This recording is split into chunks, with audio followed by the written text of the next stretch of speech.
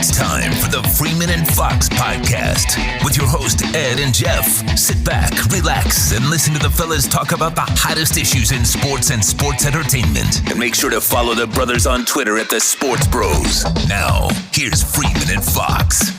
Freeman and Fox, it's the podcast coming back at you. E.W. Freeman. Jeff Fox in the box. And this weekend, man, we're about to, once again, be glued to our television sets as the AFC and NFC Championships are going to be played. It's bad enough that each weekend, Fox, we're getting less and less football. But I got to admit that the less football there is, the more quality I think we're getting. This is, I guess, where you say, less is more type of thing. Yeah. So we're definitely going to see that this weekend, of course, with the AFC and the NFC Championships. We've got two great matchups. And the men under the microscopes this weekend will none other be than the quarterbacks, as usual. We're going to get to the NFC side, and you know who it is on the NFC. It's the old wily veteran who has made a pretty good comeback this year after being injured last year, and that's Carson Palmer. And on the other side, I think you wouldn't argue the hottest QB in the game right now is Sir Dab. Cam Newton. Well, as Chris Carter would say, he bapping on him. So he is the hottest quarterback definitely out there right now. So that's going to be a lot of fun. But a lot of eyes are going to be tuned into what seems like it's a ritual, but it's really not. It's only the fourth time they've met. It's going to be the fifth time they've met in the postseason. Manning versus Brady, Brady versus Manning, however you want to say it or who you put first. This should be a lot of fun to watch. And the reason why we have our guest coming up now, my man Freddie Coleman of ESPN and ESPN Radio, the Freddie Coleman Show, joins us this edition to talk just about that. Happy New Year, Freddie. Happy New Year, Mr. Freeman and Mr. Fox. How are you guys doing? Doing wonderful, sir. Thank you for joining us. My pleasure. I mean, it's been too long since we've had a chance to have a conversation. Yeah, man. Yeah, it has. And I think we're going to have a real good one this go-around, man, because I want to look at, and we will look at Palmer versus Newton, but Brady versus Manning, man. This is the 17th time in their careers, and possibly the last meeting of these two. Brady, of course, holds the overall edge at 11-5 during the 15 years of clashes, but they split their four postseason matchups. I got to ask you this just straight up, and we'll just talk about the whole enchilada straight up, Freddie. Who do you think has had the better career? Now, before you answer that, the simple answer, a lot of folks out there, and then maybe some here in the studio may be saying, well, it's the one with the most rings. But does it ring true, no pun intended, when you're talking about Manning versus Brady? I think up to this point, you look at the numbers, and Peyton Manning has had the better career than Tom Brady because of the fact that he was able to have a lot more free reign in his offense early on in his career than Tom Brady. But once Bill Belichick looked at Tom Brady and said, no matter who we put out there with him, he's going to be able to make it work. And we saw exactly what Tom Brady was able to do, completely being unleashed and being in charge of this offense. If you gave me my choice who I'd rather have as a quarterback, I'd rather have Tom Brady. But it's not like it's a wide margin because I don't think you can go wrong with either one. It depends on what you're looking for in a quarterback and what you think your quarterback can be the best at. But if it's a key situation, if so much is on the line, I'm going to go with Tom Brady over Peyton Manning. But in terms of at this point right now, who has had the better career, it's been Peyton Manning. Now, 3 or 4 years from now, and I think Tom Brady will still play at an elite level for the next 2 to 3 years, we're probably going to have a different conversation. But as of right now, who's had the better career, I'm going to take Peyton Manning. But that's not a large gap between both of those guys either. Freddie Coleman joining us here on the Freeman and Fox podcast. And you already answered one of my next questions, which was going to be who you're taking now. But let's look at, when he is all said and done. Montana is up there with what? 4, Fox? Aikman has 3. Bradshaw has 4. Yeah. When it's all said and done, I guess, you just answered the question, or you kind of alluded to it in your answer. Brady, will he be looked upon as the greatest ever even if he gets one more ring? He is going to be looked upon as the greatest ever because, and I'm sure a lot of people say, well, it's a different era. Well, Joe Montana, the West Coast offense, kind of really shepherded that era where he was throwing the ball around a lot, even with the short passing game. We saw Dan Fouts was able to do the San Diego Chargers. He's in the Pro Football Hall of Fame. Same thing with Dan Marino of the Miami Dolphins. I never look at, okay, he would not have done this in this era, that era, because that's the unknown, and we should not play games with the unknown. when it comes to comparing athletes from different eras, either against other athletes or what kind of play was going on there. I just look at certain guys. I think if you put them in any era, I think they would have been able to succeed. I look at Dan Marino. Can you imagine what Dan Marino would have done with more liberal passing rules in this day and age in the National Football League? Well, I think he would have been successful, but we will never know about that. But you're going to look at the body of work of somebody, what Tom Brady has been able to do. If he gets a fifth Super Bowl ring, we're talking about a guy that would have gone to the Super Bowl 7 times. A guy's about to play in his 10th championship game, and if he wins, he'll be 7 for 10 when it comes to those championship games. 7 over 3 in terms of wins and losses in the championship game setting, that says a lot about what he's able to do. So he's already a Mount Rushmore guy, as far as I'm concerned, one of the top 4 or 5 quarterbacks in the history of the National Football League. But he gets another championship ring with the stats I think he'll continue to put up with the New England Patriots. There's not going to be much of an argument that somebody's going to be regarded better than Tom Brady. Yeah, I agree with you, Freddie, 100%. I got into it hot and heavy on Twitter immediately after the games over the weekend, the divisional playoffs. And I'm a noted Patriot and Brady hater, but I've had to come to my senses. And I feel right now he's right there, as you said. But if Tom Brady wins against Peyton Manning this weekend and gets to a 7th Super Bowl, which sounds ridiculous, he's got to be the GOAT, because I look at the rosters of the 49ers, the Steelers, all of the so-called great quarterbacks of the past, and I look at the Patriots roster, and I see a marked difference in the level of talent on those squads. Would you be inclined to agree with that? I hear what you're saying on that, but just like I don't punish Troy Aikman or Steve Young or Joe Montana for having great talent around them, I don't think we can really elevate Tom Brady that much above those guys because of the fact he did not have those guys. I mean, he did have Randy Moss those couple of years, and the first year he had Randy Moss, they wrecked the league in the National Football League, setting pro football records all over the place. So it is a fair argument, and I think that's why I don't compare eras from that standpoint, because if you put Tom Brady in the 49ers, I can only imagine what he would have done. But you put Joe Montana in the New England Patriots, the way he was able to throw the football, similar quarterbacks, except that Tom Brady is bigger and stronger than Joe Montana. Who's to say that Joe Montana would not have done the same thing with the Deion Branches of the world, or the Wes Welkers of the world, or the Julian Edelmans of the world? Look what Tom Brady is doing now, having a great tight end, a guy that's on a Hall of Fame pace, and Rob Gronkowski. And Rob Gronkowski has had his injury issues. I think you look at the value of a great quarterback. What is he able to do no matter who is in front of him or who he's playing with? And if he's able to continue to keep that level or raise his level, whether he has great players or not, I think that says a lot about him. Early on in Joe Montana's career, he didn't have great wide receivers, and even when he first got Jerry Rice was not a great wide receiver until his 3rd or 4th year in the National Football League, and Joe Montana was able to put up 2 Super Bowl championships before Jerry Rice really got going in San Francisco. So I think you can always have so many different variables when it comes to how great a quarterback is or is not, and comparing him to one or comparing him to another.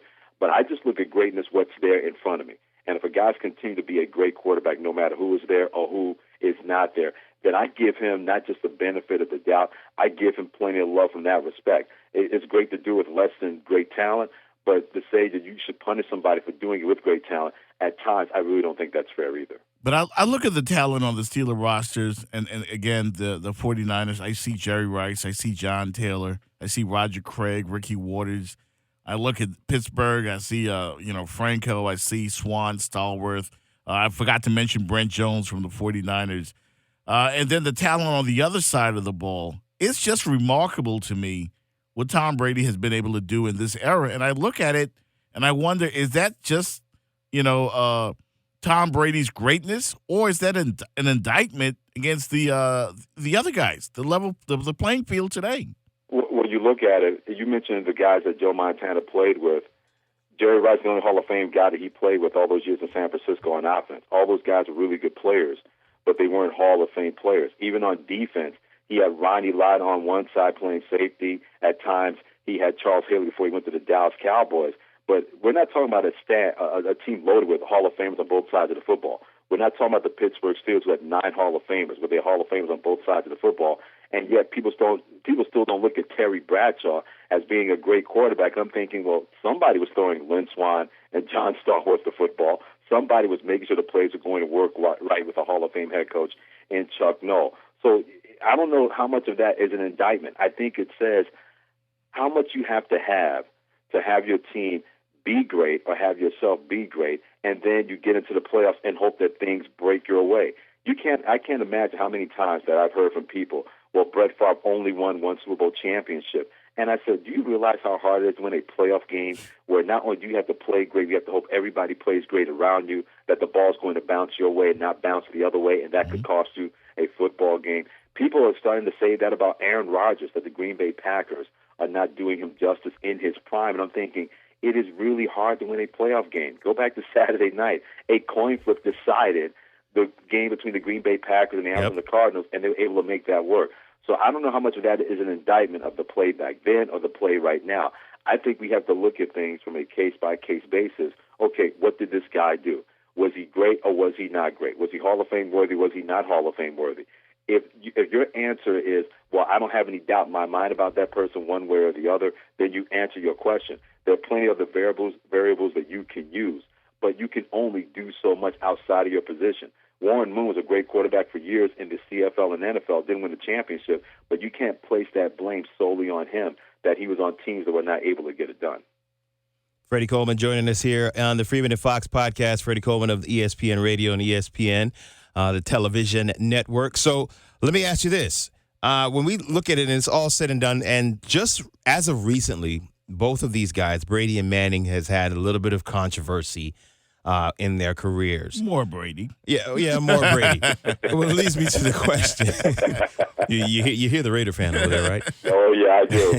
Still sore about that Tuck rule. I'm still sore about it, Freddie. I'll never get over it. Never, ever, ever. I'm telling you, ever. It's you're right. It is more Brady, but when you look at the totality of both of the legacies of both of these guys, does either of them take a hit, or and if so, which one does as a bigger hit? In reference to Tom and the Deflategate, and even the Patriots cheating scandal, which was, I guess, more so on the coaches than him, and Manning and this recent HGH thing, which has kind of went away a little bit. I know I've been watching and looking for it, but it's kind of went away.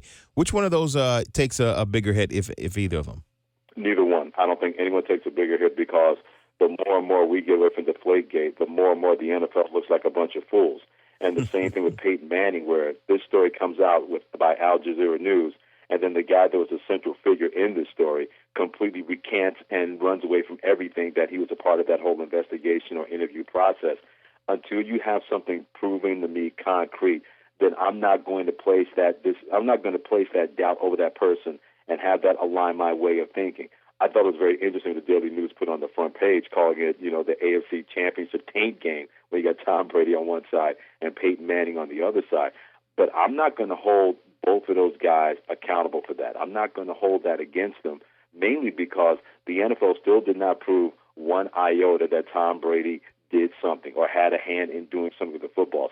Now, personally, do I believe that he instructed the guys in charge of his footballs to reduce the pressure a little bit so that he could have a better feel for the football? I have my hunch on that was correct, but I don't have any proof, so I can't go out there and say definitively that he did something. And the same with Peyton Manning in this whole mess with HGH. Did he know about it? Did he take part in it? Was it just his wife? With the whole Al Jazeera story. So I'm not going to use doubt. I'm not going to use gray areas and make that determination when it comes to Tom Brady and Peyton Manning, because until we get the truth, if we ever get the truth, I don't think it's fair to put that on those guys or next to those guys. I will say this about Tom Brady. I think the thing that bothers me, whether it's Deflategate or Spygate, Tom Brady and Bill Belichick have been at the best of their professions, and they're going to go down as among the greatest in their professions in the history of pro football. I just hate the fact that an organization has been that great for so many years and will continue to be great as long as Bill Belichick is breathing.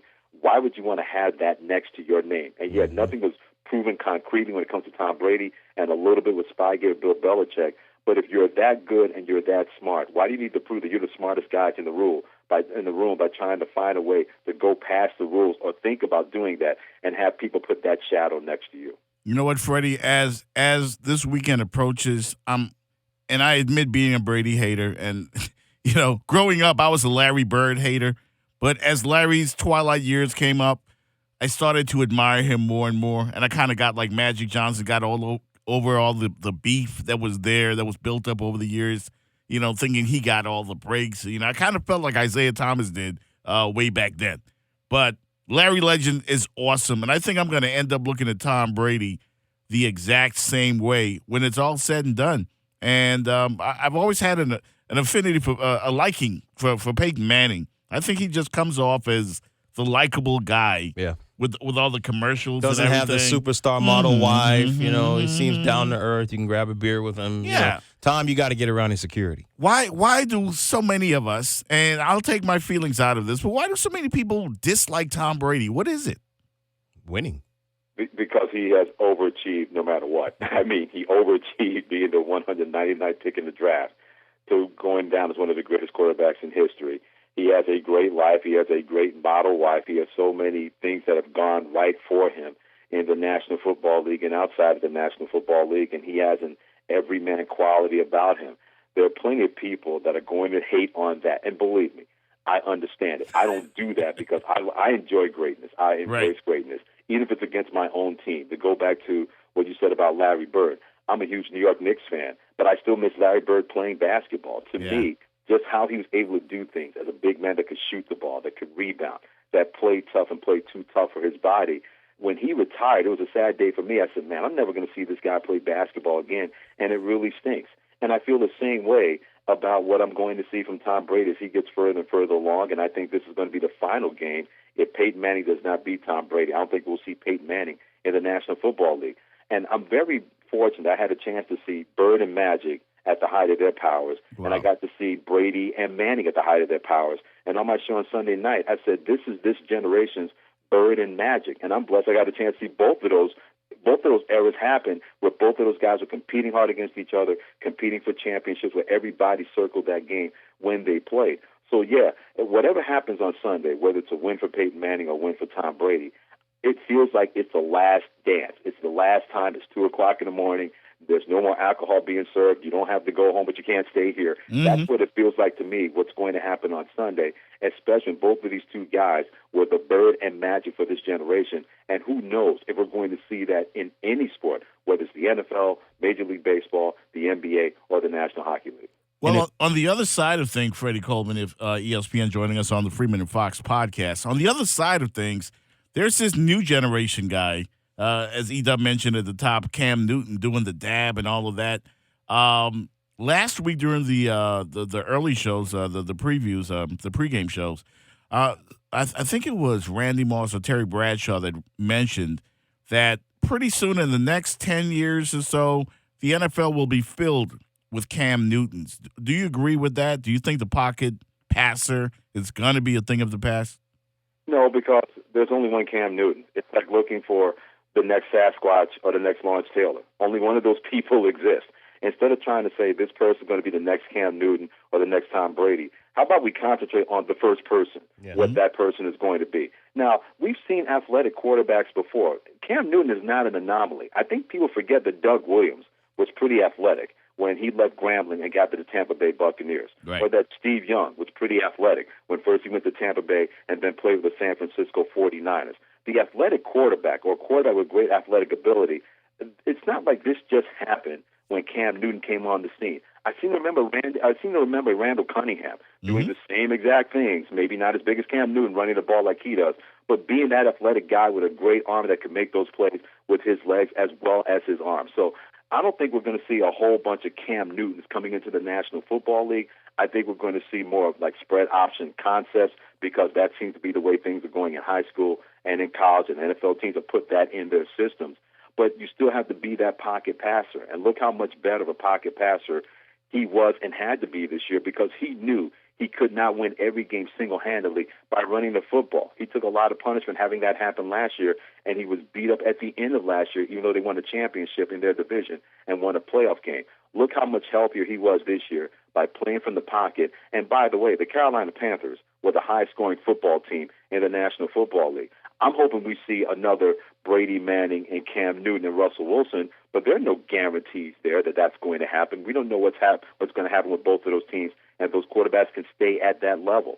So whatever people have to say about the next Cam Newton, there's only going to be one. Worry about that one Cam Newton, and whoever comes along, worry about who that first person is going to be. Because to make that kind of comparison, it's not going to be fair to that guy, and it's not going to be fair to Cam Newton. He is dynamic. He's a lot of fun to watch, and I don't know what's gotten into people when they want to write letters and complain about every damn thing this kid does.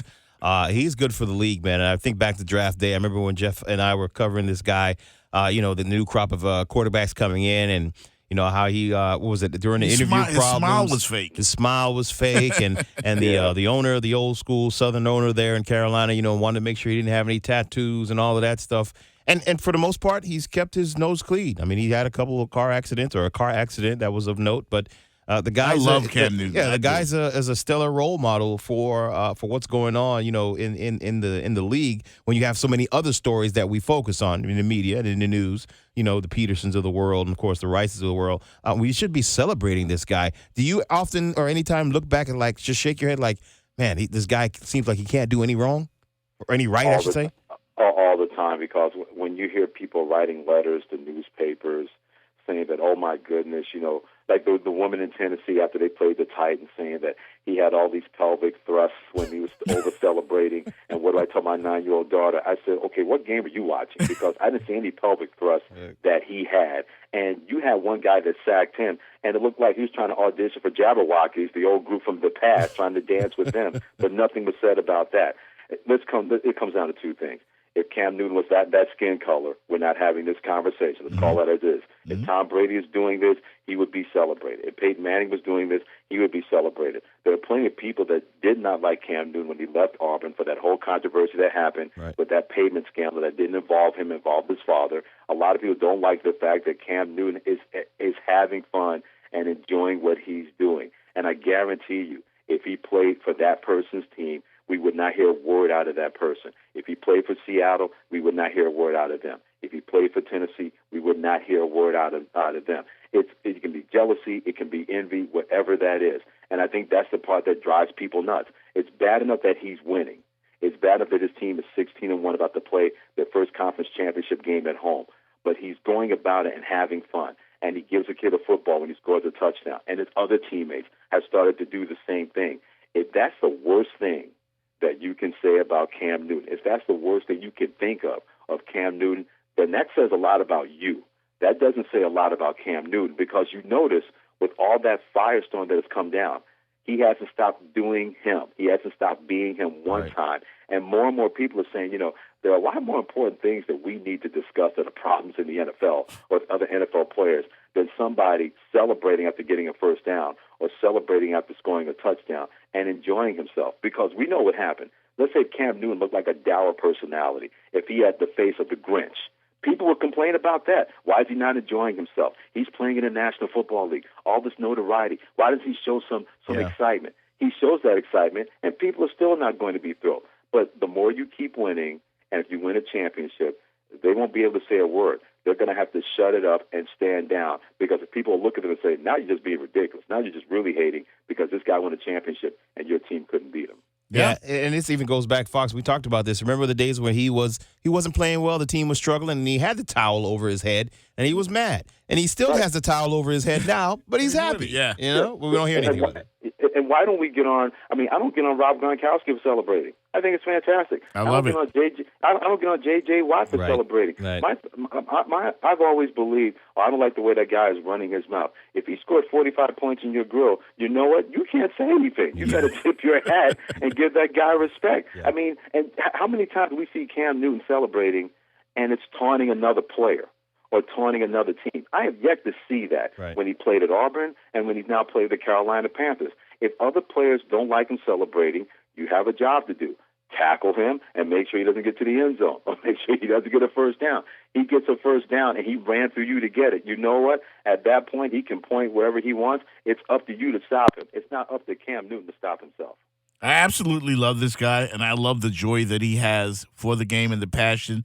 But I think he's probably – I would pick them to win this weekend based on the fact that I just think this guy – like the moment will never get too big, I think, for Cam Newton, because he's won on every level. On the other side, though, Carson Palmer there's two Carson Palmers, if you ask me. There's the mistake that's waiting to happen, Carson Palmer, and there's the one that'll just go out there and slay you. And I think the Arizona Cardinals are very capable of this, and they've got weapons everywhere on offense, especially led by Larry Fitzgerald. How are you looking at this NFC Championship game, Freddie? And which side are you leaning on? I'm leaning towards Carolina, although I haven't made up my mind yet, but I'm definitely leaning that way because I think they're a better football team, number one. I'll say the one thing that concerns me is that the wide receivers of the Arizona Cardinals will cause a lot of problems for the Carolina Panthers because Josh Norman can't cover anybody. He's had the best season of any cornerback in the National Football League. But the rest of their guys, because of injury and now inexperience, it's going to be hard trying to deal with Michael Floyd and the Brown twins out at wide receiver and also Johnson out of the backfield. And Carson Palmer's done a really terrific job of spreading the football around. But when a guy gets hot, he's been able to get him the football. Larry Fitzgerald in the second half in overtime had 170 yards receiving for the Arizona Cardinals in their win over the Green Bay Packers. I think that's the one concern that I have because Arizona's offensive line is a little bit underrated. And they're able to keep Carson Palmer clean, especially early, unlike Seattle. That could be a long day for their defense. That could be a long day where their defense is out there and they're not able to slow these guys down. Now, I will say this. If Carson Palmer is going to have that time to throw, they have to run the football better than they did against the Green Bay Packers, and that means the offensive line has to do a better job of staying on their blocks. That gives Johnson room. Then you can get him out of the backfield and one-on-one against the linebacker. Kuechly and Thomas Davis are great, but at a certain point they won't be able to stay with a younger, fresher back and a faster back all game long. So I'm interested to see both of those matchups. If Arizona can keep Carson Palmer clean early, and how will the Carolina Panthers secondary outside of Josh Norman and Marco Coleman, their safety, be able to deal with their wide receivers? Because if they get going and Carson Palmer gets hot, the only thing that's going to stop him is when the referee says the game is over and on your way to the Super Bowl, the Arizona Cardinals. So you like Carolina on the NFC side. I didn't get to ask you, who do you like on the AFC side? I like New England. I just think I know the Broncos defense, it has been terrific all season long, and they're really going to have to carry the freight once again. But I still wonder about Peyton Manning. I don't think he's going to have one of those hot, tough time machine moments where he has over 380 yards passing and 4 touchdowns, and he gets to a firefight. He's holding his own against Tom Brady. I just think New England is getting healthy at the right time. Gronkowski's back. Edelman's back. They've gotten healthier on defense. And they're still the most motivated team in the National Football League because now they want to stick it to people who have called them Deflategate and called them the Cheatriots. If they go out there and they win back-to-back championships, they can look at people, and all they got to do is just look at them, and they don't have to make any kind of motion. They don't have to do I told you so. They can just look at everybody and go on about their business because that'll be their way of saying, yeah, you guys called us this. Now what are you going to say? Because there's nothing out there that you can attach and put an asterisk or try to put an asterisk next to this championship. We did it fair and square last year, and we did it fair and square this year and put it in your face. And is Freddie Coleman hoping for a Patriots Super Bowl win so the commissioner can hand that nice, shiny silver trophy to Tom Brady, and he'll just snatch it out of his hand and say, get out of my face. I told you we didn't cheat. You guys know me too well. I'll say that right now. But I guarantee you if that happens, I think the more interesting one will be Roger Goodell giving the trophy to Robert Kraft because those two used to be BFFs. And now they're not anymore. Now you have to have people between both of them. So who knows if that relationship is ever going to get back to where it was.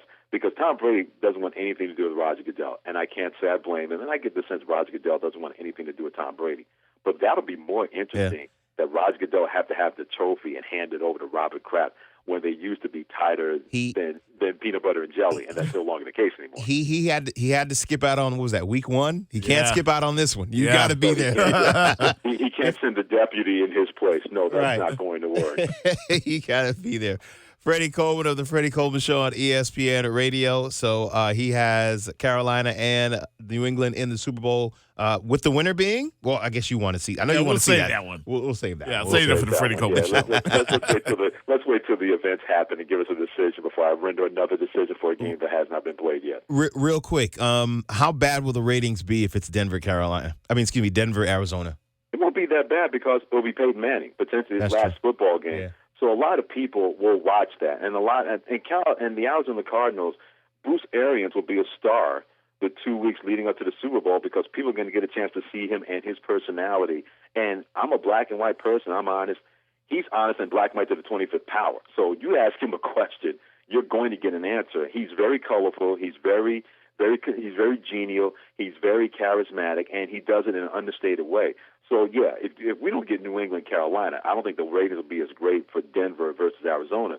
But they could be even better because that could be potentially the last game Peyton Manning is going to play. And think about this. If that happens, we're going to have 3 future Hall of Famers in their final seasons, with Peyton Manning potentially playing his last game, David Ortiz of the Boston Red Sox, and Kobe Bryant with the Los Angeles Lakers. That could be the start of, retirement 2016 if Peyton Manning gets to a Super Bowl and has a chance in his final game potentially and go out a winner and then calling it quits after that. I'm going to tell you guys right now, I'm hoping that Peyton Manning gets to push off like Jordan did and just leave that wrist hanging and walk off in glory. You mean the slide off, not the push off. The fake Jordan slide. pushed off, man. I'm telling you, Freddie, he pushed off.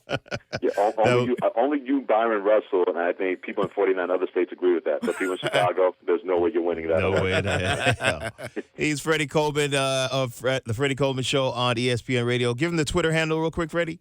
At Coleman ESPN. At Coleman ESPN, and he's a good friend of ours joining us here on the Freeman and Fox podcast. We thank you so much, man. We'll catch up with you real soon.